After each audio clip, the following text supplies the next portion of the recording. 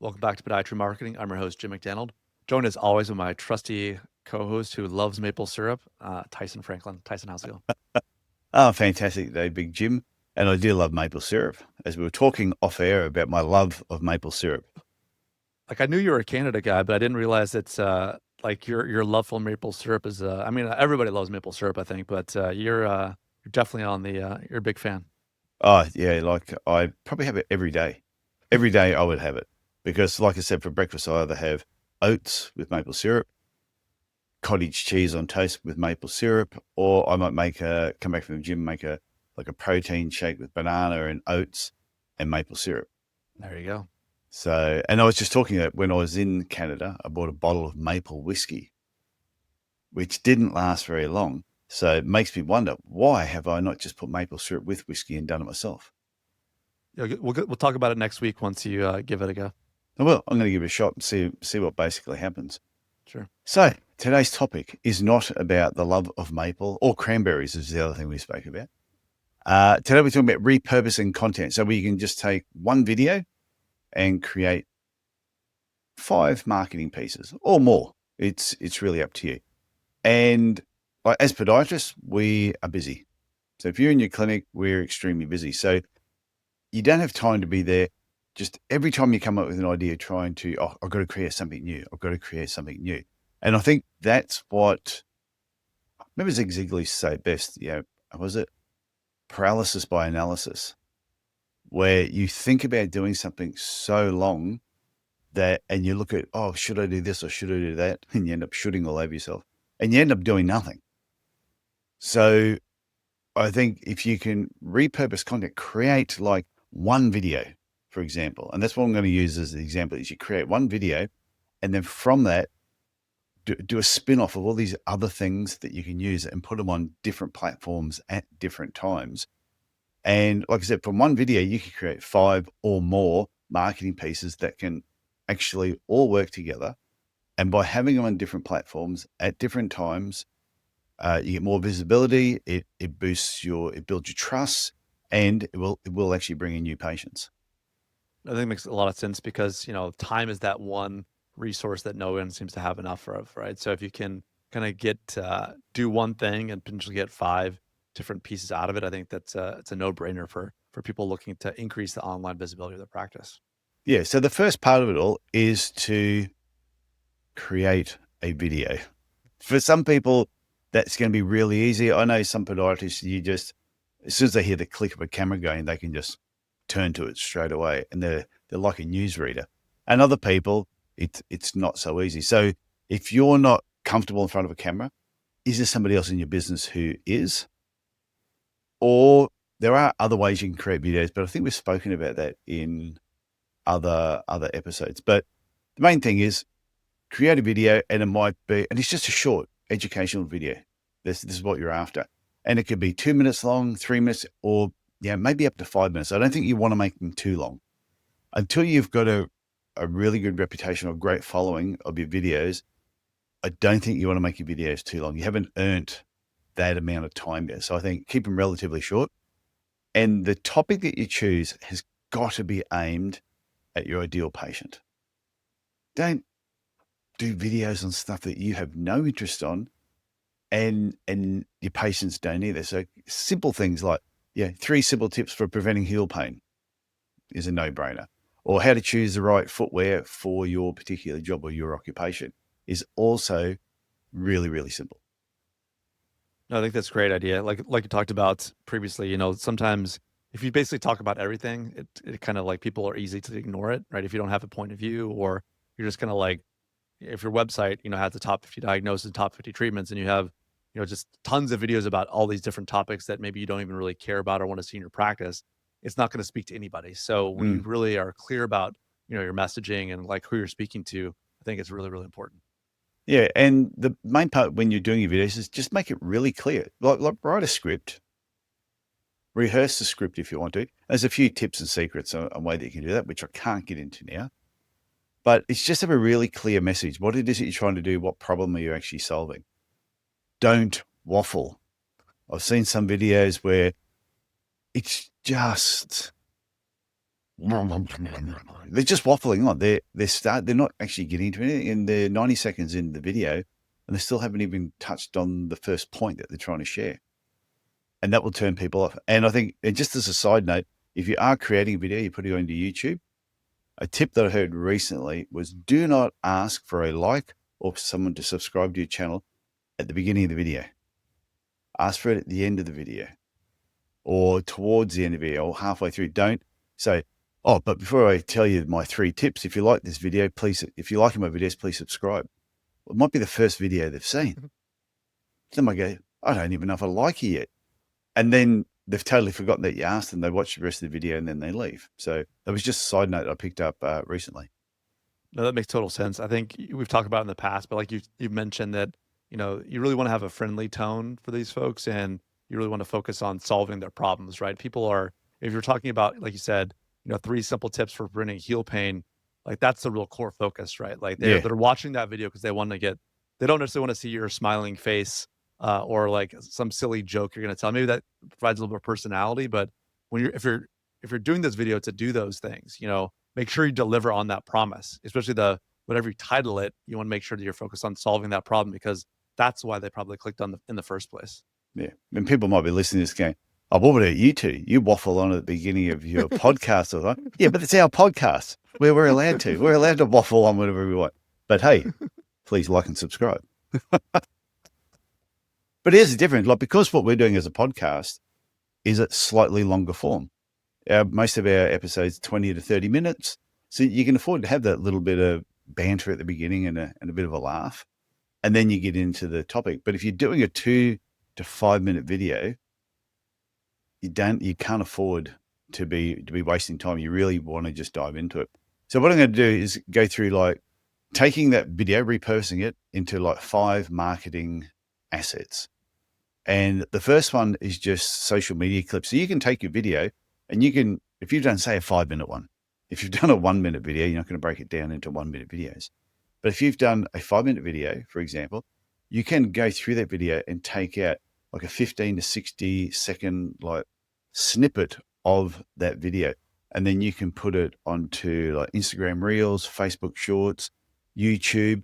And if you're into TikTok, you can actually put it on TikTok. And I'm not discrediting TikTok. I know a lot of people that use TikTok and do extremely well from it.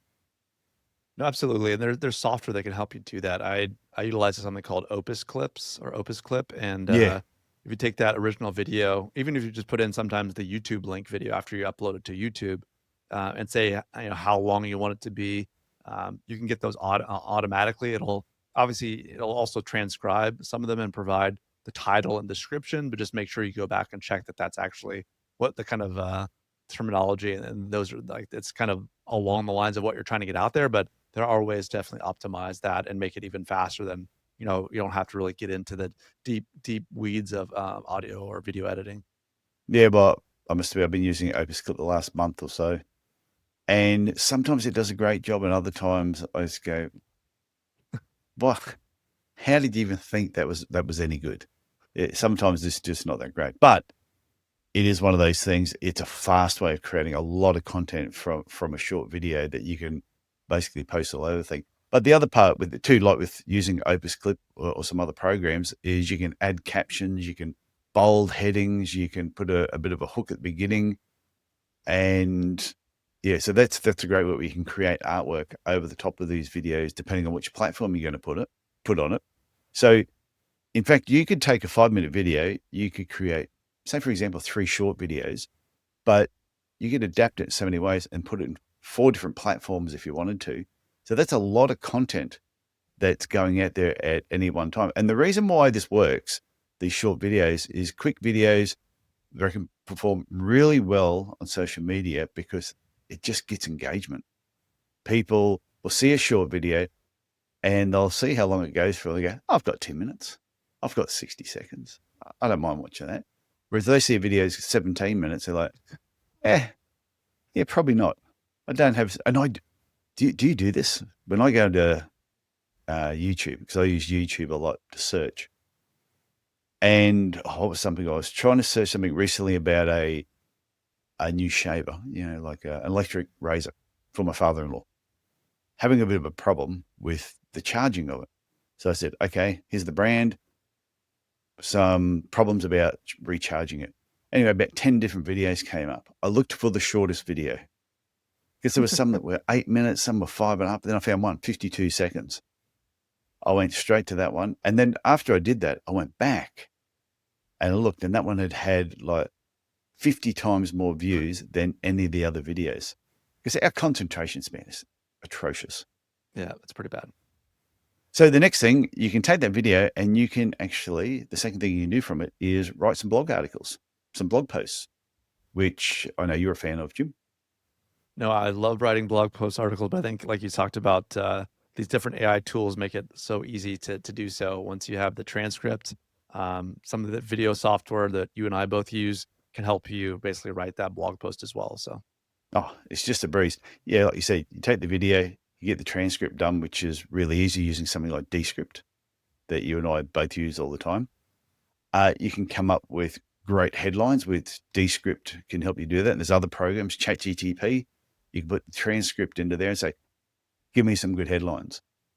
So if anyone's ever seen any of my blog posts or the Podiatry Legends podcast, a lot of the titles that I've come up with, the episodes, I have used AI to help me create the title. Sometimes I don't always agree with it, but I have used it. But you can break that transcript into different types of, you can do a couple of different blog posts from it. You can come up with dot points, which I've done a lot with some of our transcripts. And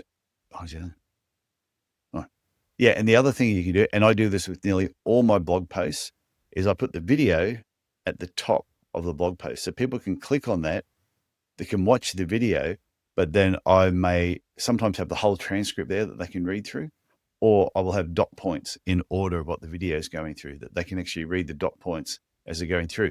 And overall, it boosts your SEO. But I just find as an end user myself, when I've seen other people do this, I like watching the video, but actually reading through the dot points, and I can actually go ahead of the video so I know what's coming up. So I go, okay, I want to hang around until basically the end of it, especially if it's a short video. no, like you're talking about, that's a great way to kind of encourage engagement and keep people on the page. And, like maybe they like the idea of that blog post or that, the transcript, but having the video be there is just a way to keep them there on longer. And when you have Google Analytics installed and someone's staying on your page, maybe it's something around heel pain, or maybe it's some other topic, but the longer people stay on that page is a huge signal to Google that people are, the search query, if they found you through Google search and they went to that page and they stayed there for a longer period of time, it's a huge signal to Google to say, okay, people that search for this thing really like this page, so we should be sending more people there. So it does lead into this, boost in your SEO, like you mentioned. Yeah. So point number 3 is using this information in your newsletter content, which just makes sense. And people are probably listening to this going, oh, I already do that. That's good. Then keep listening. There'll be something else you're not doing. But you use the blog post or the video summary to just make the email blast that you're doing or in your newsletter, just make it better. And I do this with my newsletters, exactly the same thing. Usually it opens with the video of whatever the topic I was going to talk about. And then I'll have a brief, short introduction of what the video is all about. And then when they click on that, it's embedded. So it goes back to my website, which is where I want them. I want them to be on my website, because once they're there, there's usually then a call to action, whether it's, hey, come and learn this about coaching. Oh, here's something else that you can actually listen to or read, or here's a podcast. For a podiatrist, it'd be, you're linking through there, here, book an appointment, or here's a spot where you can click to ask a question or get in contact with the clinic. Absolutely. The newsletter is, you own those emails, right? Obviously the patient is allowing you to email them and, with their permission, but it's a very powerful tool. So, you have that information from the video. So why not include it as kind of one of the baseline pieces of information in that newsletter? Yeah. I just think an email newsletter, and we've spoken about it, we've probably mentioned it 30 times over 180 episodes, that if you're not currently doing an email newsletter, please reach out to us and tell us why. Because it is one of the cheapest and easiest ways to stay top of mind with your patients. And and just, they're not hard to put together. Once you've got the template on putting it together, they're really fast to put together. That's just no brainer. Yeah.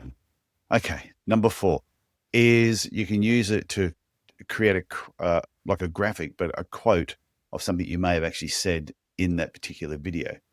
And I like using Canva. I use Canva a lot. I don't know if you use Canva at all, Jim. I'll use it every once in a while. I use probably Photoshop a lot more, but Canva's a good program for those that are little, yeah, like it's a very powerful tool. Yeah, and it's Australian. So, did you know that? I think that I did, but yeah, I'm trying to avoid all the nationalism stuff going on in the world right Yeah. now. Oh, yeah, that's right. Yeah, crazy country. Um, But good for Australia. I'm proud of the. no, it is. Well, it was only a young lady that came up with the idea. I think she may be a graphic artist and just wanted to come up with an easier way. And her and I think some other people got there. And I just, like, whenever I see younger people create something like that from nothing Yeah. and become super wealthy, you're just like, I'm like, good on you. I'm like, doesn't matter who does that. I think it's awesome because it leads the way that other people can watch what they did and go, well, if they can do it, it means I can do it. Yeah. Yeah. I'm a bit old for that, but I'll come up with something one day. But yeah, back to the quote. So you create a quote. So there might be something that you've said in there, and the quote could be, pain in the heel is not always plantar fasciitis. That could be the quote. So people will see that and go, ooh, what's that all about? And then underneath it, you could have a link back to the actual video. They click on the video. Oh, it goes back to the website. So, and this is where you're grabbing their attention more often, because that quote might be, say, for example, on Instagram. Your video might be on YouTube. You got something else on your website, but you might be doing something else on Facebook. No, it makes a lot of sense. You just have to, it's not always video. It's not always just, like people maybe aren't so excited about the blog post, but when you can have some visual element, like you talked about, and it kind of shows your expertise on some of these different channels, it's another opportunity to kind of repurpose that I think makes a lot of sense. Yeah. And the fifth point, or the fifth way that you can actually repurpose was, and this is a visual thing again, is creating an infographic. So on episode 154, we talked about using infographics to educate and inform. So if you haven't listened to that episode, shame on you. Go back to 154 and just keep listening. Go back and listen to 179 before this one. But the infographics, if you don't know what an infographic is, this is the definition that I wrote down.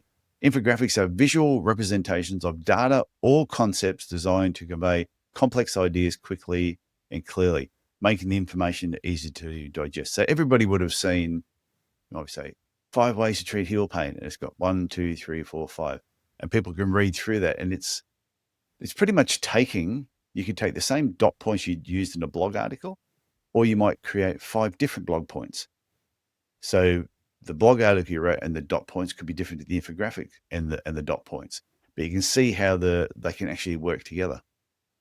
Not only do they work together, but I think, like we talked about, when you repurpose this content, not only are you just having 5 different channels to put it on or 5 different looks, but think about the way that patients are going to interact with this, right? Not everyone has the same. Some people like to read things. Some people like to, watch videos. Some people like to kind of see those dots connected for them, like an infographics. So, by kind of being able to repurpose in these different ways, maybe you're going to get additional patients because they just will connect better with the type of things you're putting out there. Yeah.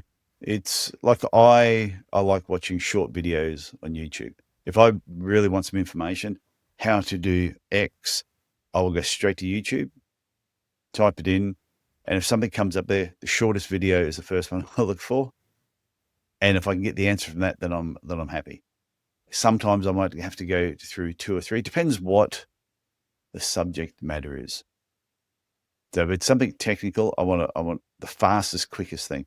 If it's something, this will sound funny, related to smoking meat, I don't mind watching videos a little bit longer. Yeah, you're a big fan of the smoked meat. I know. Yeah, or making cocktails, that sort of thing as well. Goes back to the maple whiskey.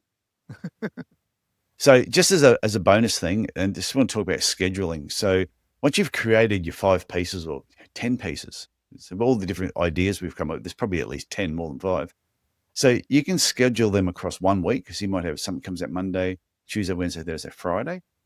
Or you might go, no, I just want to release something once a week or 2 bits a week. So you therefore might do it over a number of weeks. So if you create, so from one video, you might even be able to create enough content for a month if you're lazy.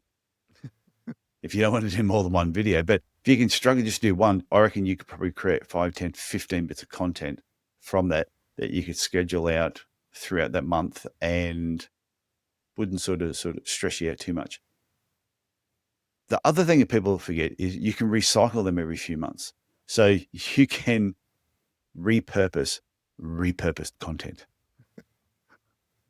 So you create the video, you create 5, 10, 15 pieces from it, you put it out all over the place, and then 4 months later or 6 months later, you can grab that content and just shoot it all out again. Because I will guarantee a video that I did last week that I put out there, that the 100 people watched it, if I put that same video out again, I'll guarantee there's going to be a number of people that never saw it the first time. Yeah. I think we mentioned that in the past, is that sometimes we get a little bit shy about the kind of content we put out there and not wanting to repeat ourselves. I think, as you know, if you wouldn't want to go to the same, community event the week after you were just there and give a talk again, right? Yeah. But like, not everybody online is paying attention to what you're doing. So, but like you said, by repurposing and reposting repurposed content in the future, like, you're gonna get in touch with people that didn't see it the first time. So there's no reason to have that shyness when it comes to the content you produced. If it's high quality, the nice thing about it as well is that you can see what hits. You can get an idea what like your hit content is or what is resonating with people, and either repurposing and reposting that, or that's maybe creating more kind of content similar to that on different topics in the future, just so you're kind of learning from this kind of repurposed content. Yeah. And this is like when, and you mentioned touched on it before, like using Google Analytics to see what's Yeah. resonating with people. But even if you've shot videos in the past and you look at your number of views, the ones that have got really a high view count, there's something about that video that really resonated with people. And so if you see the go, okay, can you do a slight twist on that? Or can you just, if it's 2 years have passed, can you just reshoot the same video? Reshoot it, because I've got a lot of videos that I shot with hair. So I've got to go through and do all the bald versions of my videos. And people will think it's all completely new. And you're not, I always look this way, you're not the same person 1 year or 2 years later either. You would have had more experiences in life. You've got more scar tissue from whatever it is that you're doing. So if you were shooting the same video you did 2 years ago, I'll guarantee you're going to deliver it differently. And if you've been doing videos on a regular basis, you're going to deliver it better than you did previously. You might have better lighting. You might have a better microphone. So I look back at some of my old videos and I just go, some of them are pretty bad. Even when we first started recording this podcast, I look Oh, I back know. or listen back, and I'm like, wow, our timing was kind of weird, or like I sounded very strange in that response. But you only get better by doing more of it, getting your reps in, and yeah, that's super important. So, and like you said, you learn so much by just getting your words and your thoughts out there in the open. I think it's one thing to have things bouncing around in your head. Well, I should be doing this, I should be doing that, but to actually put them forward in a video or a blog, or you express yourself, having to explain to people why you're doing what you're doing in a, an intelligent sounding, coherent bunch of sentences together. Until you do that, you don't have, you're not really going to get better necessarily. Yeah, something I'm going to share with people is, and I know I haven't spoken about this on the podcast, is my dad died when I was 17. And it wasn't good. It was a shitty part of my life, and for a number of years. But what was interesting, nicest guy in the world. Everyone loved him. Very similar to myself. And actually, he was completely different to me. He was very quiet. He was just a nice guy. But he was here for 49 years. He died of a heart attack and he left. He didn't leave an imprint other than on me and my brother and mum. And like when we all die, there's nothing of him that's been left behind. So I always think we all have a responsibility and an opportunity to share our thoughts, to put information out there, to create content, videos, whatever it is. Because I look back that, my kids and my grandchildren and a lot to come, there's going to be so much stuff of me out there. They're going to go, oh, God, our grandfather, great-great-great-grandfather was just a total media tart, wasn't he? Just loved the sound of his own voice. But I tell you, I would give anything to have just one video of my dad talking and just sharing something that was going on in his mind. But I've got one audio recording I did when I was 10, when I was recording him and Mum talking about something. And I've still got that today that I hang on to. So, yeah, I just think it's our responsibility to create this content, get it out there, share it with people, and try and make a difference. That's very touching, Tyson. Yeah. So I'm sorry, that wasn't supposed to be a downer. It's supposed to be a positive way to finish. So, final thought is, like, you don't have to be everywhere all the time, but like one solid video, you can create content for a week or a number of weeks, depending what you want to do with it. So I reckon just create some form of content calendar, what it is you want to produce, where you're going to put it, and just remember, create once and repurpose often. That's how I want to finish. No, that's great. I think it, like you said, it doesn't take a lot of time and effort to do this. It just getting the reps in and being consistent with it can really lead to a lot of positive outcomes for your clinic potentially. Okay, Jim, I've finished for this week. All right, Tyson. 20 episodes to go before we hit 200. Woohoo. Crazy, huh? Oh, I know. It's amazing. Okay, I'll talk to you next week. Sounds great, Tyson. Okay, bye.